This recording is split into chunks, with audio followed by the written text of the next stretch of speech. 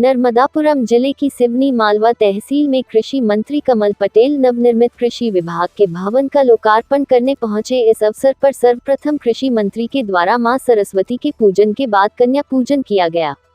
इसके बाद कृषि विभाग के नवनिर्मित भवन का लोकार्पण किया गया। लोकार्पण का शिलालेख देख कृषि मंत्री ने कृषि विभाग के अधिकारियों पर नाराजगी जताई। उन्होंने कहा कि तत्काल इस शिलालेख को बदलवा देना, इसमें सांसद जी का नाम नहीं है। वही कृषि मंत्री ने अपने उद्बोधन में कहा कि प्राकृतिक आपदा से किसानों को फसल क्षति होने पर फसल बीमा योजना तथा राजस्व पुस्तक परिपत्र के तहत क्षतिपूर्ति दिलाने की व्यवस्था सरकार ने की है। कृषि मंत्री पटेल ने इस अवसर पर कहा कि स्वामित्व योजना के तहत प्रदेश में सर्वे किया गया तथा ग्रामीण क्षेत्र में आवास की भूमि का मालिकाना हक ग्रामीणों को दिया गया। वही इसके बाद कृषि मंत्री ग्राम भैरोपुर में किसानों के कार्यक्रम में सम्मिलित होने के लिए रवाना हो गए। आज सिवनी मालवा में कृषक ज्ञान केंद्र का लोकार्पण किया है। यह 27-28 लाख की लागत से स्वीकृत हुआ था, लेकिन 23 लाख में बना है।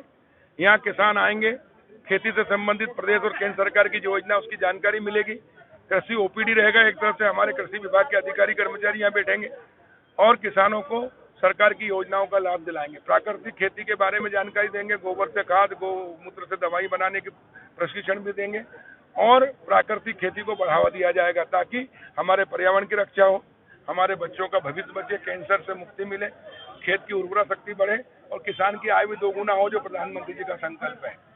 प्राकृतिक खेती पर आपने जोर दिया है, गोवंश से जोड़ते हुए, तो इसके लिए क्या विशेष प्रयास? उसके लिए जैसे भारत सरकार ने नमामि गंगा योजना की है, गंगा किनारे दोनों साइड 5-5 किलोमीटर प्राकृतिक खेती होगी ताकि पेस्टिसाइड और रासायनिक जो उसके अंदर बारिश के समय बह के जाता है खेतों से गंगा में, ताकि गंगा प्रदूषित नहीं हो। इसी प्रकार हमने नमामि नर्मदा योजना प्रारंभ कर रहे हैं। माननीय मुख्यमंत्री जी ने घोषणा भी की है।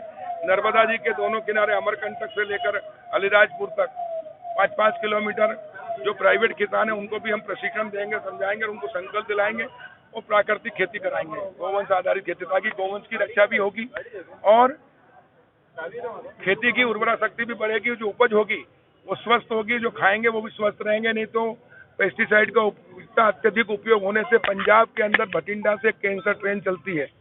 हमारे प्रदेश में लोगों को कैंसर ना हो, बीमार ना हो, लोग स्वस्थ रहें, इसलिए प्राकृतिक खेती की ओर हमको आना ही पड़ेगा और इसके लिए हम प्राथमिकता से काम कर रहे हैं। भारत सरकार ने इस बार मध्य प्रदेश को 99,000 हेक्टेयर में प्राकृतिक खेती करने का टारगेट दिया है, लेकिन हम उसको और बढ़ाएंगे प्रदेश तरफ से और जनता के सहयोग से, किसानों के सहयोग से प्राकृतिक खेती। आने वाले समय में रासायनिक खेती टोटल बंद कर दी। बिल्कुल, मध्य प्रदेश को हम शुद्ध रूप से प्राकृतिक और जैविक प्रदेश बनाना चाहते हैं।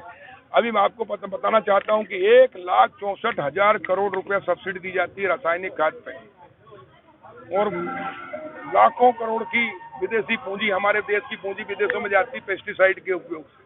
और उसके बाद में हम वातावरण को भी प्रदूषित कर रहे हैं और हमारे बच्चों के अंदर भी कैंसर हो रहा है। अभी एक बच्ची 13 साल की को कैंसर हुआ, उसका जब जांच कराई तो भिंडी की सब्जी खाती थी ज्यादा, उसके कारण, क्योंकि भिंडी में 5-5, 6-6 दवाई, 7 दवाई डलती है। हम मूंग पैदा करते 5-5 कोरोजिन डालते हैं। पहले मूंग की दाल बीमार आदमी को खिलाते थे, स्वस्थ हो जाता था, अब स्वस्थ को खिला दो तो बीमार हो जाए। तो हम देश और प्रदेश की जनता को, आने वाली पीढ़ी को स्वस्थ रखना चाहते हैं, क्योंकि हमारी संस्कृति में कहा गया है पहला सुख निरोगी काया। और स्वस्थ रासायनिक खाद के जो ठेकेदार हैं, जो बड़े बड़े ठेकेदार हैं, उनकी साठगांठ है सर कृषि में। कोई साठगांठ नहीं चलेगी, भारतीय जनता पार्टी की सरकार है। मोदी जी ने कहा ना खाएंगे